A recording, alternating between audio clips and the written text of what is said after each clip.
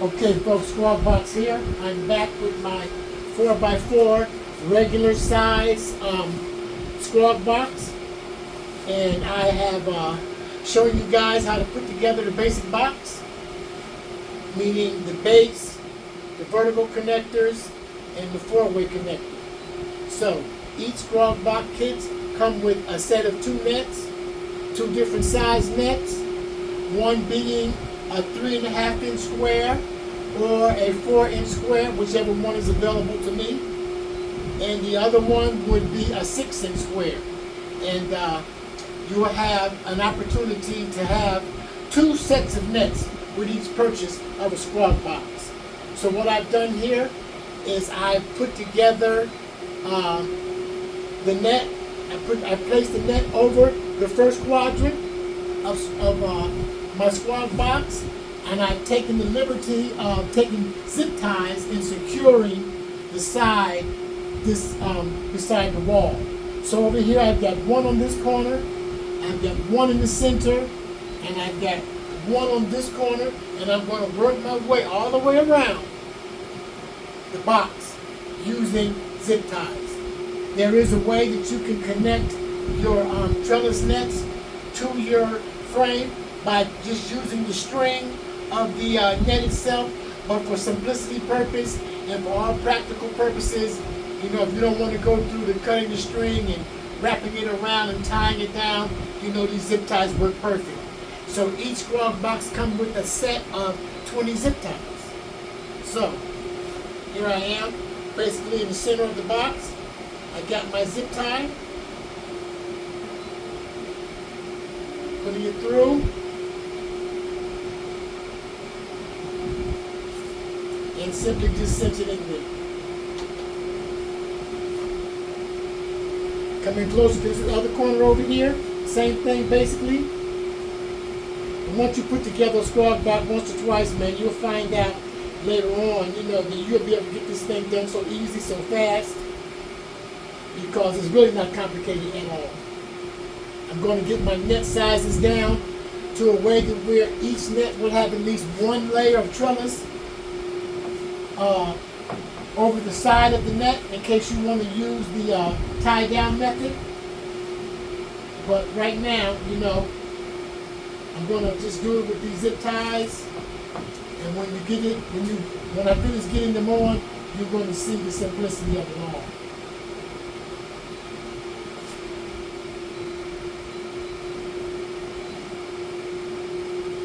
You know, I'm bringing Scrogbox to the market because, you know, I believe that a trellis net is a valuable tool to have in your garden, but it takes more than just taking a net and placing it over the top of your plant and, you know, moving right along.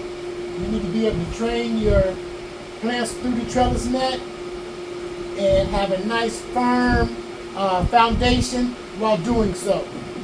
You know, be able to train your plant through your trellis net with confidence that it won't collapse, or you won't, you know, rupture your plant by trying to low stress train them or train them horizontally, meaning laying the branches down sideways.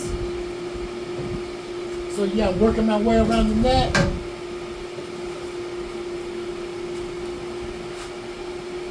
And I'm right here on this very corner here, and hopefully you guys are able to see what I'm doing.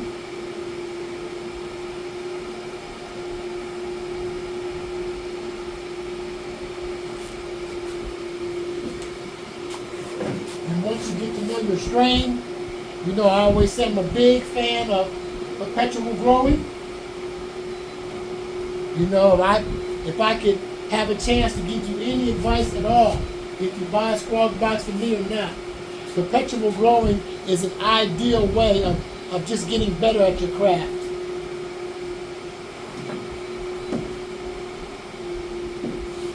Because once you grow your strain one time, when you go to grow it again, you'll know the characteristics of it and be more prepared to respond to any challenges that might occur. So, you know, I'm starting to ramble now, and after you get to know me, you'll know that I ramble, you know, because I got a lot to say, or I got a lot on my mind. But yeah, So I'm securing this last little corner over here with the zip tie. And you can put as many zip ties on there as you think you need to make yourself feel secure. But, you know, I'm giving you 20 zip ties inside of the kit. And I guess you know if you use them up, you know, you're going to have to replenish your zip ties on your own. So look at that, guys. That net is in place. See that? The Scrogbox is sturdy. You can lean on it. You can reach through. Your plant. Your net's not going to collapse. Your structure of your overall tent, your overall table is nice and sound. But I'm going to end the video because, like I said, I start to ramble and I've accomplished what I'm trying to do here. So I'm going to come back. I'm going to pause actually, and I'm going to put a couple of plants through the trellis net and give you a little bit more information on, you know, how to begin your screen of green growth. So I'm going to pause. So Scrogbox here, I'm back. As you can see, I've taken one of my plants and I have placed it underneath my trellis net. And I also took the liberty to do a little bit of low stress training. It's easier to do low stress training on your branches of your plant while the plant is still young and nimble.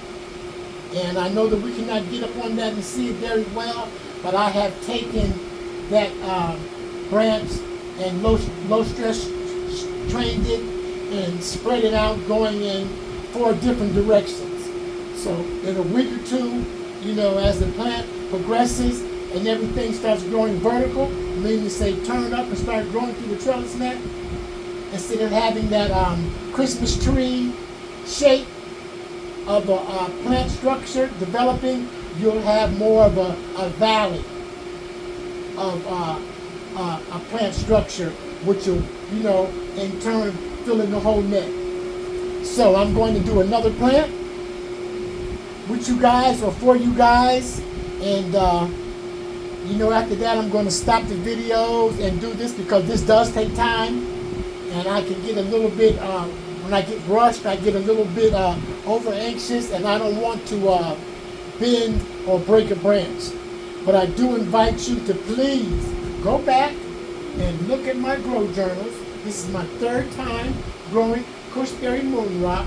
Look at the first grow to the progression of the second grow, which was a sea of green, which this grow is going to be a sea of green as well, because throughout my journey with you guys, I've also done videos on cloning, and yeah, just by sheer, you know, practice of showing you guys cloning, I've got an abundance of clones, and I'm going to be trying to complete my harvest. But anyway, I'm starting to ramble. So you take your plant, you put it underneath your trellis net, like so. You're at your trellis net. As you can see, I can leave it just like that. I can leave it just like that and walk away. And the plant will grow up to there, and then you'll determine later on, like I said, I'm going to have 2 different size extensions. And you can determine, do you want to use a taller extension? You add your extension on the plant after it grows up to 1 inch close to the net. That's actually not a good reference as to how tall it would be, because, you know, once you insert it in there, it'll come down more.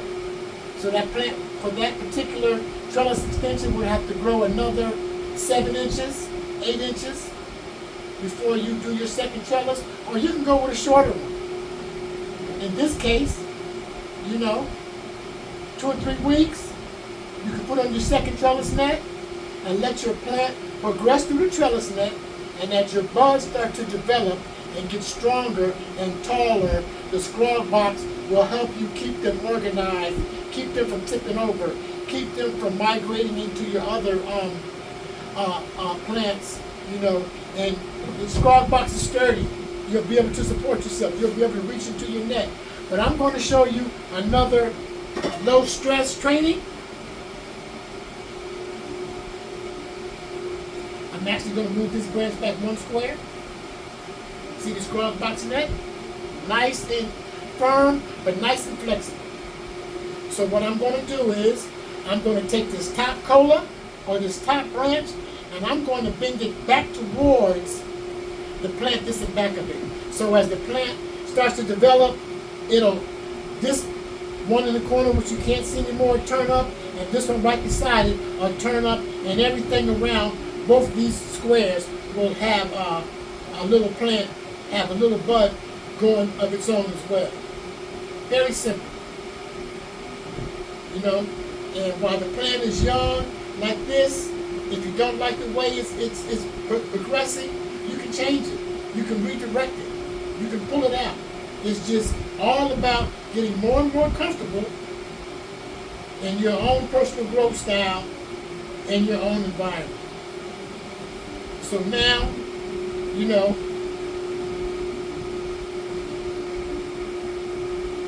and even if it doesn't stress totally as much as you wanted to, give it some time. But get it going in the direction that you want it to go in. If it won't stay underneath the net, just give it a slight little bend. Be very gentle. Give it a slight little bend. So that it'll, as it grows, it'll grow into that direction.